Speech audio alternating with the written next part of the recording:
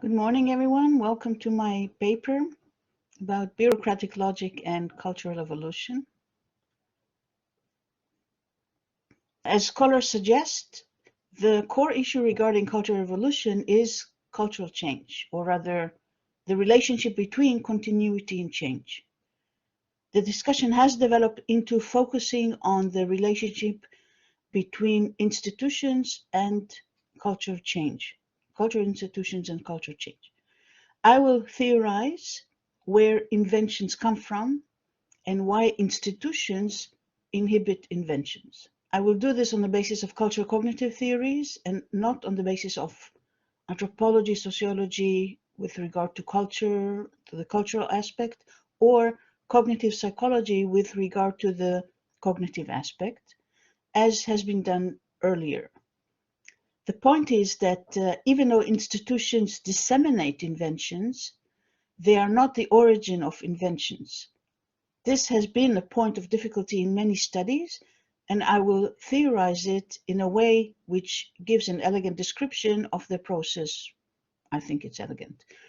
I'll be using the decoupling theory of Van Heusden, Merlin Donald's stages of the evolution of human cognition, and Handelman's concept of bureaucratic logic. I will present very shortly a test case about the Rechabites. Cosmides and Tooby say in their article The Enigma of Intelligence from 1991 that humans are endowed with improvisational intelligence, but that they are also endowed with a larger set of dedicated problem solving programs, and that these systems are so specialized that they cannot, by their nature, display improvisational intelligence. In short, what they say is that the problem solving systems are so specialized that they inhibit, they disturb the improvisation, the ability to create new things. Messoudi and Leyland bring to the fore the question of cultural change in their work and the difficulty to theorize it, to theorize change. They formulate the two processes of cultural change: refinement of existing products, or the second, combining existing products in a new way. For this, one has to overcome the functional fixedness, the automatic assignment of a certain function to a cultural product. This automatization blinds one to see other ways of using it. Messoudi himself, in his book, brings in the option of randomality parallel to randomality in biological evolution. Joseph Henrich's statement in his article on innovation enhancing institutions, not his new book, but this article. So his statements are backed by rigorous statistics, as he does. He makes the distinction between inventions, which are basically what we saw earlier: recombination, random, etc., luck, as he calls it, which are diffused through social connections. This is on the one hand.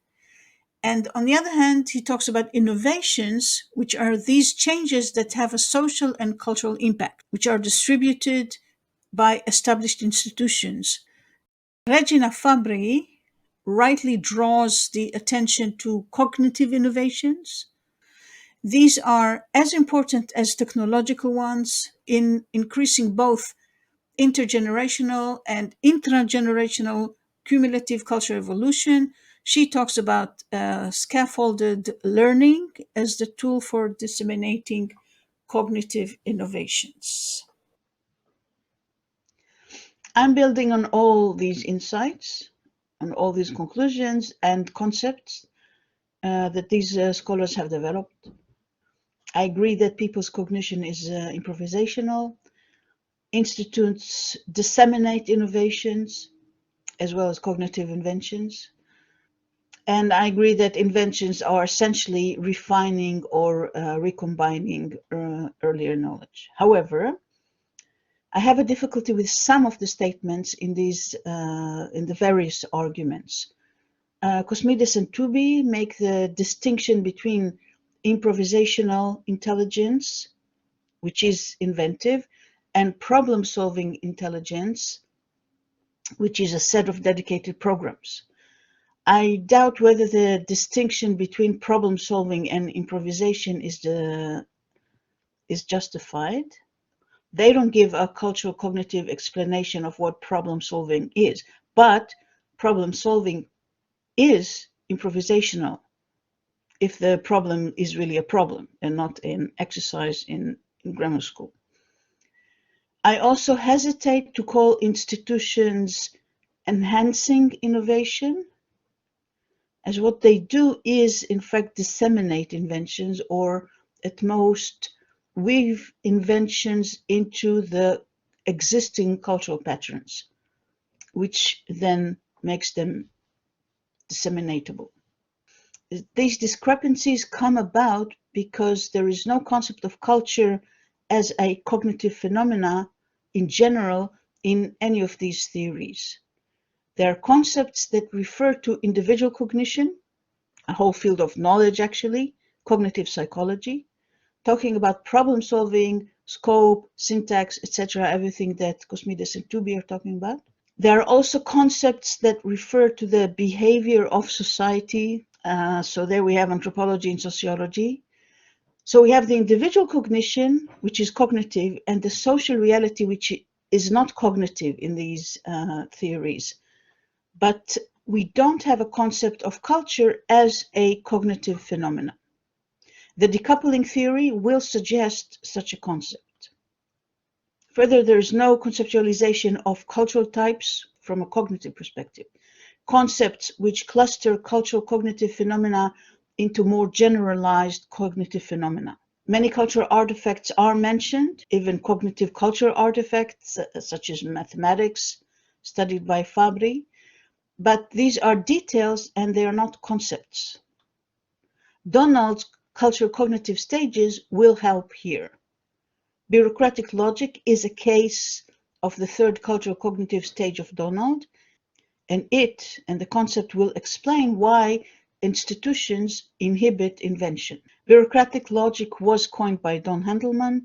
This concept refers to the cognitive strategy that creates the type of culture which is managed by bureaucracy, basically our type of culture. The decoupling theory. Van Heusden suggests the decoupling process as the essential step into human culture. Decoupling refers to the ability of human cognition to differentiate the memory from the input, be it sensory or interoceptive input. Van Heusden talks about an input which is similar but not equal to what is familiar. Such things can occur quite often. For example, seeing a new type of citrus, recognizing that it is a citrus but still not familiar. Or for very young babies, this could be seeing a familiar person, familiar in terms of smell, for example, but that the face is different because it's in a new angle. So the recognition of the difference between the input and the memory enables one to choose a reaction. And in order to construct a reaction, the brain has to explain, so to speak, the difference, and then integrate the new phenomena into the memory, recombining it, if you want, into the memory. Thus, the process of recognizing the difference and devising a solution is the process of invention. This means that invention is an essential part of human cognition, and it is the root of human cognition. This stop between the input and the reaction enables not only to choose a reaction, which is perhaps the initial adaptive advantage of this option, this possibility, but also, since it enables independent access to memory, to invoke a memory, and it enables it to perform an intentional self-motivated action as a result of this imagination. For example, I can voluntarily imagine a dog And then I can react to this imaginary dog by, let's say, barking, or let's say saying the word dog. And this has a social impact. It has an impact on me and other people present, other cognitions present with me. This is essentially theater. So the question should be, why do we not invent all the time? What is stopping the process? And here again, I'm looking for an explanation which is general in terms of content, that is not focusing on one or another topic that inhibit invention, but that is a general cultural, cognitive cultural explanation. And here is when I come to Merlin Donald and his three stages of the evolution of human cognition, which is published, I think, in 1991. Donald talks about the evolution of human cognition beyond episodic memory and the type of culture that each such cognitive stage creates. The stages ratchet one on the previous, but they don't disappear and all exist in all current human cultures, at least the human cultures that we know. These stages thus create types of culture which humans had throughout their evolution, and these types of culture are the diverse manners of reacting to a new input, of which the decoupling theory is talking. The first type of culture cognitive strategy is mimetic cognition, which created mimetic culture. It is based on sensory and introspective information, thus intentionally mimicking this type of information and using the body as the tool. So this culture is typified by the expression of sensory information using the body, thus dance, noise, mutual movements, mimicking the environment, etc. And now for the second stage, the syntactical clustering of sets of such cultural actions into a single sign is behind the next stage. This eventually assigned auditory sign to such sets, such clusters, and has developed into language by dedicating the descending laryngeal complex and the respiratory system to it. Donald calls this stage mythic cognition, with language as its major tool. Mythic cognition turns reality into a story, syntacting, if you can say that, input or imagined reality into a linguistic product. Its expertise is to see the current situation in light of the storied imagined reality. This cognition is behind mythology, history, anything narrative, which, as we know, increases group cooperation and enlarges group size into the size of an imagined community. The core of the next cognitive stage is theorizing and categorizing information, organizing it under tags or signifiers, each of which points to a long stretch of these mythic information, including narratives, historical things, etc. But it is only tagging it. It's not bringing up everything.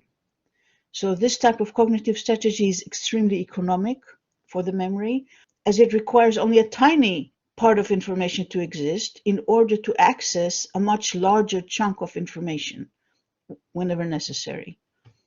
The skill developed by the theoretic cognition is therefore the externalization of the large scale of the long stretches of memory, such as writing, putting it out there, presenting information in diagrams or in schemes. So all of these is tagging larger chunks of information.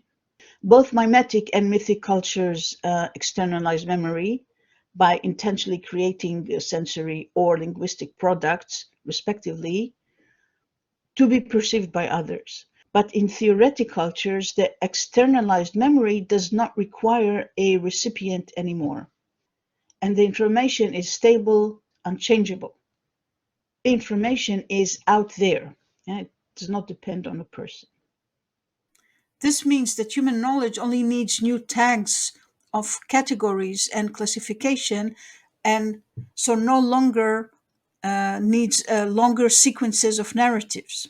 In this type of cognition, the interpersonal connection also becomes irrelevant, since the knowledge can be acquired without any other person being around. So, this type of cognition is the one to create bureaucratic social institutions, the logic of which is described by Handelman. Handelman talks about bureaucracy from a anthropological theoretical point of view.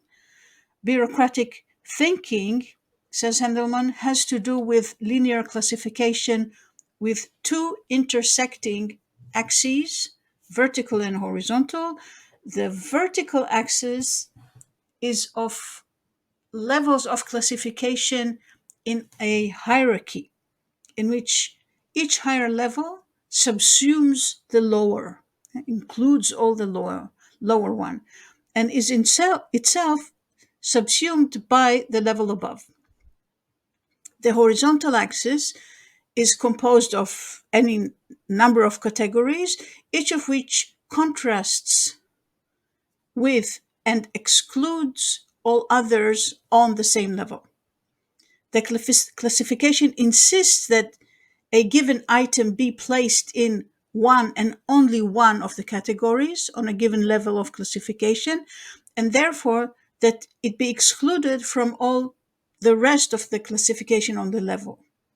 Bureaucratic logic is not a democratic dynamic, it's not egalitarian one, since, as Handelman says, to categorize require boundaries that inform whether something belongs or not.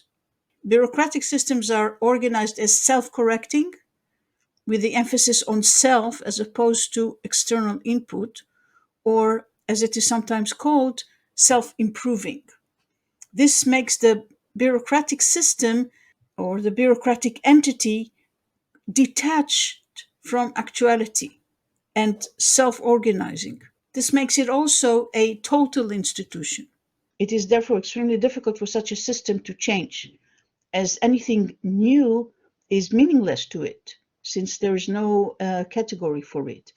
And there is little chance for such a system, once crystallized, to undo itself in order to change into a different system, for example.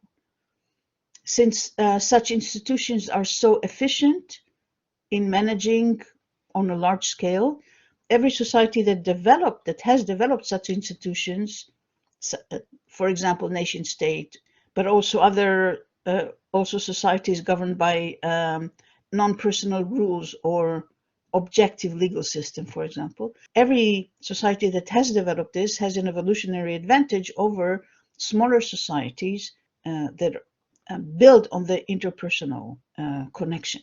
But then the possibility to change is reduced.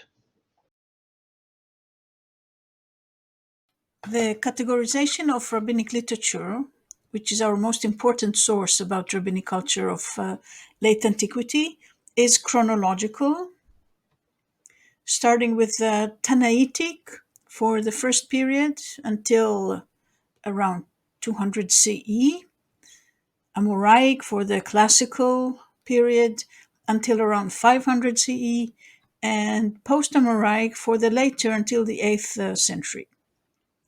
Then there is the distinction between halachic and Aggadic literature, which for our purpose, the Aggadic, without elaborating, the Aggadic expresses more of the mythic cognition as it follows biblical narratives, and the halachic categorizes reality according to halachic topics, discussing what is right and what is wrong, etc., thus representing more the theoretic cognition, even bureaucratic logic at times.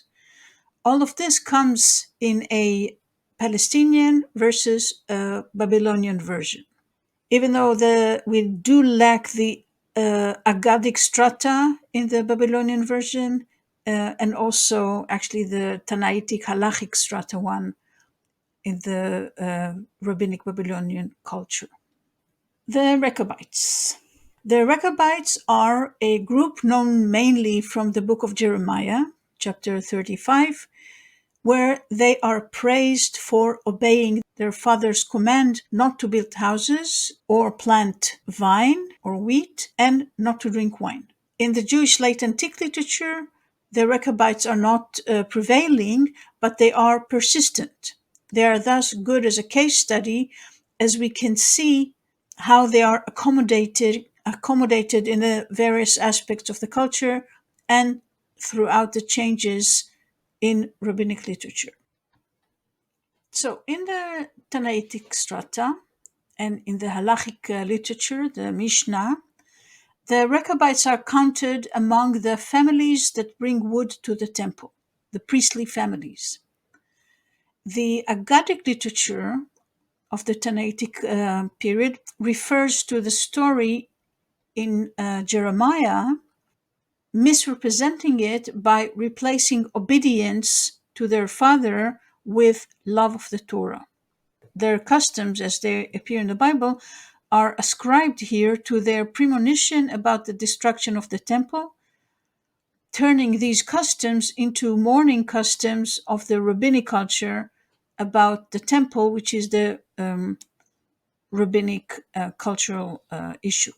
We see at this level, first, that the Rechabites are accommodated into rabbinic literature by altering their narrative to fit this literature or this culture.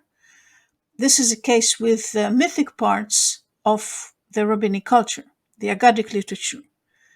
The halachic aspect of the culture, the Mishnah, which is the theoretic aspect, cares less about the narrative, and as long as the Rechabites fit the category of a priestly family, they are accommodated. In the Amoraic halachic literature, the Rechabites are still the family of priests bringing wood to the temple, and so they are in the Babylonian halacha as well. The Aggadic literature knows them as those living beyond the Sambatyon, who will be coming back toward the end of days as forerunners of the Messiah. This narrative has no biblical roots. It is one that has developed during the centuries, since the end of the biblical period. Eventually, in Jewish culture, it would be the 10 lost tribes that take the role of being the forerunners of the Messiah. But here, at this point, it is the Rechabites. This narrative about them is similar to what is found in Christian monastic literature, a particular story, the journey of Zosimos, where they are a pious group living beyond the civilized world. So these two cultures, especially the mythic aspects of these two cultures, share similar narratives in some aspects, and there's no time here to study this in detail. What this strata shows is the level of flexibility of the mythic strata.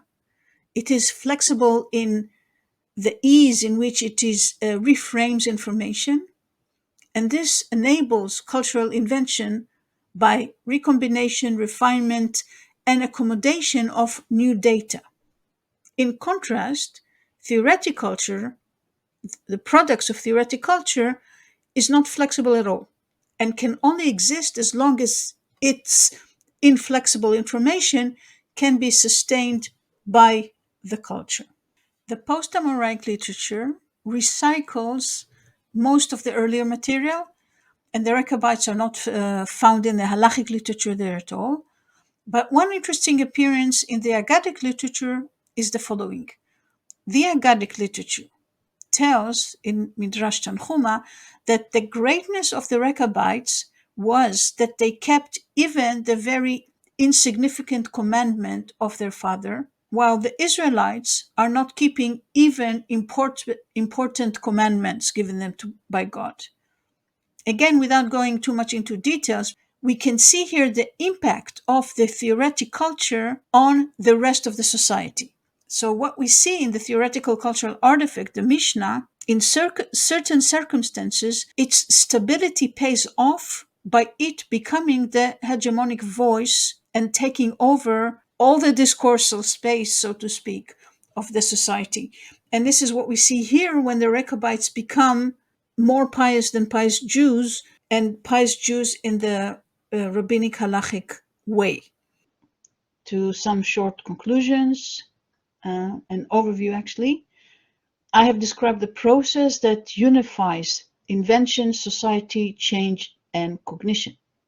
It shows why invention is not only intuitive to human cognition, but also essential, and how it is accommodated on the social scale.